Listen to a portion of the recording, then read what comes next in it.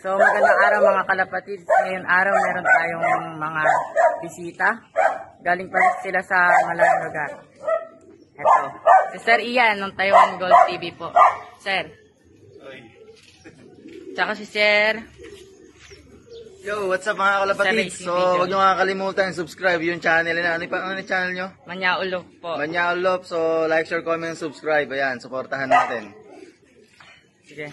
Itutur natin sila ngayon. Yan. Sir, ito po. Yan po yung sa pang south race namin. Dito po namin nilalagay. South race. So, dito po yung pang north. A few moments later. Ganito lang daw sila nag-aawat, kaya pinadala natin. Ganyan lang. Opo. Pero tumutuka na siya. Sinusuportahan din po namin ng ano? Pumapot po niya. Opo. Fluorescent to, sigurado. Yung mga kalapatid. Yung mga bago namin pang north. So, yun na nga mga kalapatid. Napakaganda ng gift bird ni Sir Ian sa atin. Ayan. Ilalaban natin yan sa north. So, abang-abang na lang ang kalapatid. Makikita natin kung paano lumaro itong mga to. Ngayon lang ako napunta. Yan, ito naman sa baba yung panggagawin namin breeder. Gustong pumunta. Yan, mga kalapatid. Napakaganda. Salamat, Sir Ian.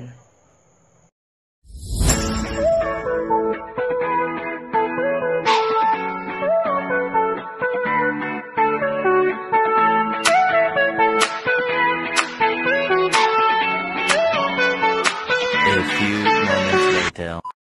So, ayun mga kalapatid, binigyan tayo ng tips nga pala ni Racing Pigeon about dun sa mga breeder natin. So, sa mga breeder daw na nakakulong na ganyan, dapat daw kahit minsan lang ilalabas daw siya para daw na ibubuka yung pakpak, kumbaga yan. Tulad yan, dito may space kami. Yan, para nakakalipad-lipad daw, para di ganong na iisak sa loob kasi daw, pansin daw kapag laging nasa loob, parang medyo nakukuba daw, nalulumpok, kumbaga. Yan. Nakita nyo yung mga malalaking doon. Di ba umu-open talaga sila? Talagang binubuksan nila yung mga loop. Para din po na, Sealed naman. opo, maluwag naman po. Yung ilalim, natutupaan nila. May buhangin nga kayo. Yun ang buhangin. Gano'n, ay yun. Sa tips natin yan, mga kanayawan. Kita nyo yung breeder loop ko ngayon. Gano'n. Siyempre, nakapanood din ako lang. Lalo na sa malalaking loop. Kaya ginaya ko na rin. Mas maganda. Maganda yun ang mangyayari. Ay, sa mga newbie po dyan, sa mga newbie na nag-breeder po dyan, ang mga nagsasalang ngayon po, tips po, para hindi humina yung mga breeder po nyo pagkatapos ng salang. Yan.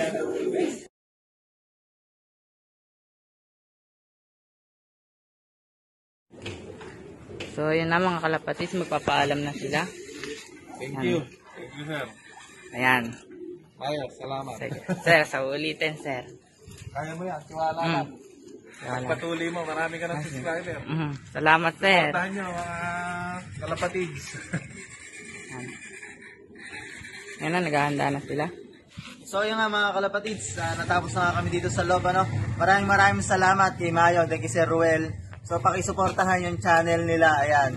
Manyol Lop. Ayan. Dito sa Gapan City, Nueva Ecija. Maraming salamat mga kalapatids. Sige, sir. Yan, hatid lang natin sila mga kalapatids.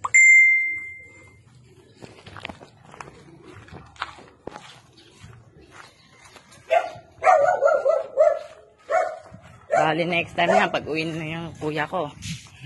Lahat po, mapupuntahan ako na ano niya. Puro look visit po yan. Kailangan may power bank ka na. Opo. Lolobot yung ay, meron ka na nga. Opo, GoPro po, magkano po siya. Ay, kaya na. Yan, nakasasakang sila.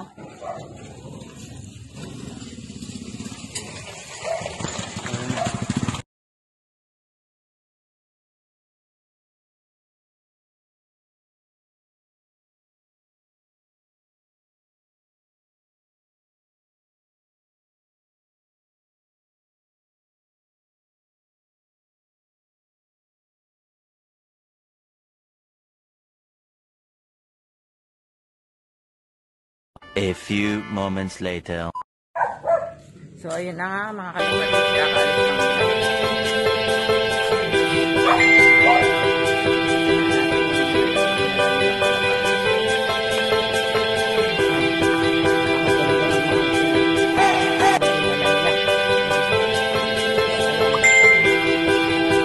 Next time, baka kami naman yung pumunta sa kanila.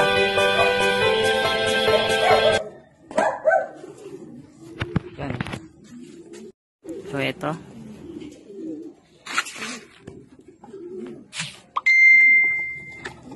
Ayan. Yan, shoutout nga pala kay Sir Well Calazor sa binigay niyang training box. Napakaganda. Maraming salamat po. Yan. Lalagay natin siya sa loob muna.